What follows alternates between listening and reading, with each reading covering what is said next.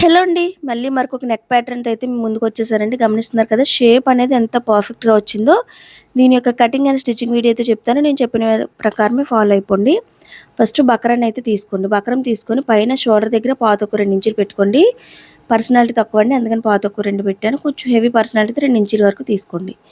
తీసుకొని మీ యొక్క neck deep ఎంత అనేది మార్కింగ్ చేసుకోండి ఖర్చుతో సహా. ఇలా మార్కింగ్ చేసేసిన తర్వాత ఇప్పుడు ఏం చేస్తారంటే కింద వెడల్పు వచ్చేసి 3 ఇంచులు తీసుకోండి. అదే కొంచెం హెవీ పర్సనాలిటీ అయితే 3.5 అంటే బ్రాడ్ ఎక్కువగా ఇష్టపడే వాళ్ళైతే 3.5, 4 వరకు కూడా పెట్టుకోవచ్చండి. కానీ వీళ్ళు బ్రాడ్ ముందే చెప్పారు వాళ్ళు. నాకు ఎక్కువ బ్రాడ్ వద్దండి కానీ ఈ సేమ్ నెక్ ప్యాటర్న్ కావాలి అని. బాక్స్ లాగా మార్కింగ్ చేసేసుకొని పైన 1/2 ఇంచి షోల్డర్ దగ్గర కూడా మార్కింగ్ అయితే చేసేసేయండి. మార్కింగ్ చేసేసి గమనించండి. ఫస్ట్ 1కి 2 సార్లు వీడియోని గమనించండి. ఫస్ట్ జస్ట్ కర్వ్ షేప్ అనేది తీసుకొని వచ్చాను. అండ్ ఫస్ట్ రఫ్గా ముందు వేసుకొని వచ్చేసాను. ఇప్పుడు సెకండ్ సారి వేసినప్పుడు ఏం చేస్తున్నానంటే కొంచెం డార్క్గా మార్కింగ్ని కవర్ చేస్తూ షేప్ అవుట్ అయిందా, షేప్ పర్ఫెక్ట్గా వచ్చిందా లేదా అనేది చూసుకుంటూ మార్కింగ్ అయితే చేయండి. అలా మార్కింగ్ చేసేసాక ఇది ఇప్పుడు పర్ఫెక్ట్గా వచ్చింది, ఎక్కడా ప్రాబ్లం లేదు అని మీ మైండ్కి కానీ తడితే ఏం చేస్తారంటే కట్ చేసేసేయండి వెంటనే. చూసారా, నేను ఇన్నిసార్లు గీస్తున్నాను. మీరు కూడా ఫస్ట్ అటెంప్టే పర్ఫెక్ట్గా వచ్చేయాలి, నాకు పర్ఫెక్ట్గా రాలేదు అని ఫీల్ అవ్వకండి. వస్తుంది, ఒక్కసారి అయితే ట్రై చేయాలి. మరి ఇప్పుడు పైన షోల్డర్ దగ్గర మనం షోల్డర్ జాయింట్ కోసం 1/2 ఇంచి అన్నాం కదా, దాన్ని వదిలేసే కట్ చేయండి. నేను ఎలా అయితే చూపిస్తున్నానో అలాగే కట్ చేసుకోండి. అలా కట్ చేయడం వల్ల మనకి భుజాలు అటు ఇటుగా ఒకవైపు ఎక్కువ ఒకవైపు తక్కువగా రాదు. ఇలా చూసుకుంటూ షేప్ అవుట్ అవ్వకుండా మీరు ఎలా అయితే మార్కింగ్ చేసుకున్నారో అలాగే వీలైనంత వరకు కట్ చేయడానికి అయితే ట్రై చేయండి. ఇదిగోండి, ఈ విధంగా అయితే కట్ చేసుకుని వచ్చేసాను. ఇలా కట్ చేసిన తర్వాత షేప్ అనేది ఇలా వచ్చిందండి, చాలా పర్ఫెక్ట్గా వచ్చింది కదా. ఇప్పుడు దీనికి ఏం చేస్తారంటే లైనింగ్ని అయితే అటాచ్ చేసేసేయండి. లైనింగ్ మొత్తాన్ని అటాచ్ చేసేసానండి. అటాచ్ చేసిన తర్వాత షేప్ అనేది ఇలా వచ్చింది. ఇప్పుడు ఏం చేస్తారంటే మిడిల్లో ఉన్న లైనింగ్ క్లాత్ని కట్ చేసేసేయండి. ఈ విధంగా కట్ చేసుకొని వచ్చేసేయండి. యాక్చువల్గా మనం ఓన్లీ క్లాత్ని డైరెక్ట్గా తిప్పియాలి అనుకుంటే మిడిల్లో అది లైనింగ్ని కట్ చేయాల్సిన పని లేదు. డైరెక్ట్గా అటాచ్ చేసిన తర్వాత మెయిన్ క్లాత్ అండ్ ఈ బక్రం వేస్టేజ్ కలిపి కట్ చేయొచ్చు. కానీ నేను పైపింగ్ వేయాలి అనుకుంటే మాత్రం, మీరు పైపింగ్ వేయాలనుకుంటే మాత్రం మిడిల్లోది అయితే కట్ చేసేసేయండి. కట్ చేసేసి కరెక్ట్గా బ్లౌజ్ కూడా main cloth lining cloth attach చేసేసేయండి. అటాచ్ చేసేసిన తర్వాత ఇప్పుడు బక్రాన్ని ప్రిపేర్ చేసుకున్నాం కదా, దాన్ని కరెక్ట్గా మిడిల్లోకి వచ్చినట్టయితే పెట్టేసేయండి. నేను ఇది పైపింగ్ కోసం కనుక బకరమేమో ఇలా లైనింగ్ మీదకి వచ్చినట్టుగా పెట్టేసి పైకి వచ్చేసరికి లైనింగ్ వచ్చినట్టుగా బకరాన్ని అటాచ్ చేసేసుకుంటున్నాను. ఫస్ట్ పిన్స్ అయితే పెట్టేసేయండి. పిన్స్ పెట్టేసుకోవడం వల్ల మనకి క్లాత్ అనేది అటు ఇటు జరగదనమాట. పిన్స్ పెట్టేశాక ఇప్పుడు ఏం చేస్తారంటే సేమ్ ఏ షేప్లో అయితే కట్ చేసుకున్నామో అదే షేప్లో స్టిచ్ చేసుకుని అయితే వచ్చేసేయండి. స్టిచ్ చేసేటప్పుడు 1కి 2 సార్లు గమనించండి. షేప్ అవుట్ అవుతుందా, షేప్ అనేది పర్ఫెక్ట్గా వస్తుందా లేదా అనేది మాత్రం గమనిస్తూ స్టిచ్ చేయండి. అలా కాదు, నేను పైపింగ్ వేసుకొని జస్ట్ నెక్ ప్యాటర్న్ మాత్రమే తిప్పేద్దాము అనుకుంటున్నాను అనుకుంటే మాత్రం ఏం చేస్తారంటే ఇప్పుడు నేను అటాచ్ చేస్తున్నది ఆపోజిట్ సైడ్ అంటే మెయిన్ క్లాత్ వైపు పెట్టేసుకొని దాన్ని అటాచ్ అయితే చేసేసి రివర్స్ తిప్పేసేయండి. ఇప్పుడు మనం మొత్తం మిగిలిన వేస్టేజ్ మొత్తాన్ని కట్ చేసేసేయండి. ఈ విధంగా కట్ చేసుకుని వచ్చేసేయండి మొత్తాన్ని. షేప్ అనేది చాలా పర్ఫెక్ట్గా వచ్చిందండి. కాకపోతే మీరు మార్కింగ్ చేసుకోవటంలోనే ఉంటుందండి. కరెక్ట్ మార్కింగ్ అనేది పర్ఫెక్ట్గా వస్తే ఓకే. అండ్ మార్కింగ్ మాత్రమే కాదు, స్టిచ్చింగ్ కూడా ఎలా అయితే మార్కింగ్ చేసుకున్నామో అలాగే, అంటే ఒక దగ్గర ఎక్కువ ఒక దగ్గర తక్కువ లాగా కాకుండా కొంచెం చూసుకుంటూ ఈక్వల్గా వచ్చేటట్టు అయితే స్టిచ్ చేసుకోండి. ఇప్పుడు పైపింగ్ వేయడం ఎలా అనేది చూపిస్తున్నాను, ఒకసారి గమనించండి.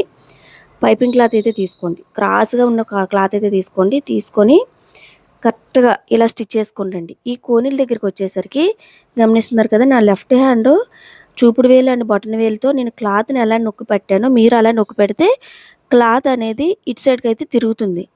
అలా తిరిగినప్పుడు ఏం చేస్తారంటే స్టిచ్ చేసుకుని అయితే వచ్చేసేయండి. ఈ విధంగా చూసుకుంటూ అడ్జస్ట్ చేసుకుంటూ స్టిచ్ చేయండి. షార్ట్లో పెట్టేద్దాం అనుకున్నాను కానీ ఇప్పుడు ఎక్కువగా లాంగ్ వీడియోసే ఎక్కువ పెట్టాలండి. షార్ట్స్ పెట్టాలి, కానీ లాంగ్ వీడియోస్ కూడా పెట్టాలి. ఆల్రెడీ లాంగ్ వీడియో పెట్టి 1 వీక్ అయిపోతుంది. బాగా సన్నంగా ఉండే వాళ్ళకి బ్లౌజ్ అనేది ఎలా కుట్టాలి అనేది లాస్ట్ వీడియో పెట్టాను. ఒకసారి ఎవరైనా చూడకపోతే చూసేసేయండి.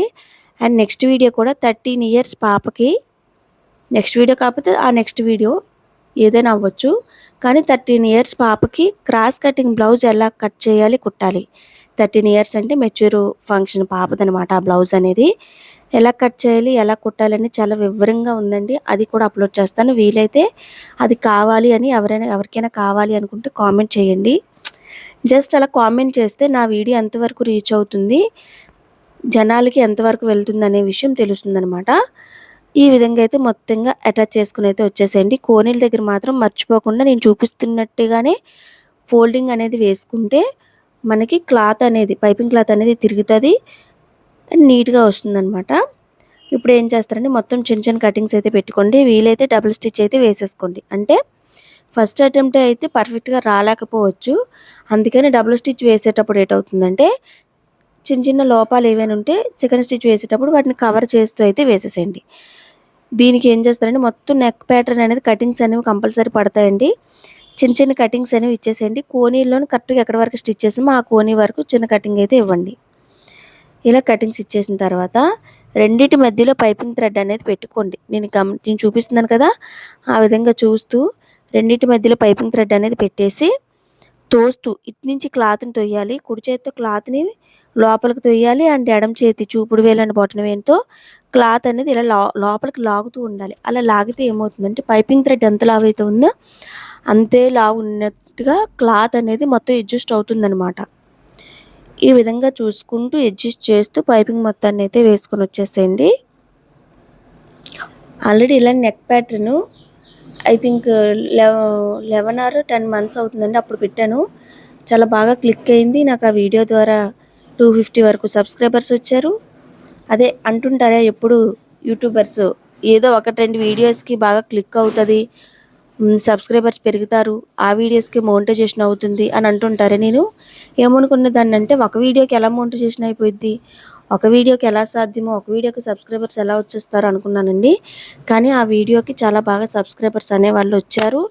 అండ్ మేబీ నా 4000 వాచ్ అవర్స్ కంప్లీట్ అవడంలో దగ్గర ఒక 90% వరకు ఆ వీడియో మాత్రమే, అది మళ్ళీ కేవలం 9 minutes వీడియోనే, ఆ వీడియో మాత్రమే కారణమండి నా యూట్యూబ్ ఛానల్ మోనిటైజేషన్ అవ్వడానికి.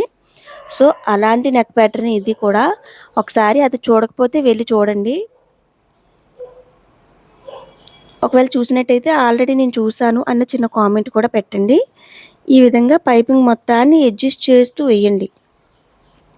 అంటే ఓన్లీ పైపింగ్ని నేను చూపిస్తున్నాను, కానీ మాటలు అనేవి వేరే ఎందుకు చెప్తున్నానంటే సేమ్ ఇదే చెప్పినా కూడా మీకు ఆల్రెడీ తెలిసి ఉంటుంది కదా, అందుకని నేను కేవలం ఇది చూపిస్తూ మరొక వీడియో ఇలాంటిది పెట్టానని చెప్తున్నానండి.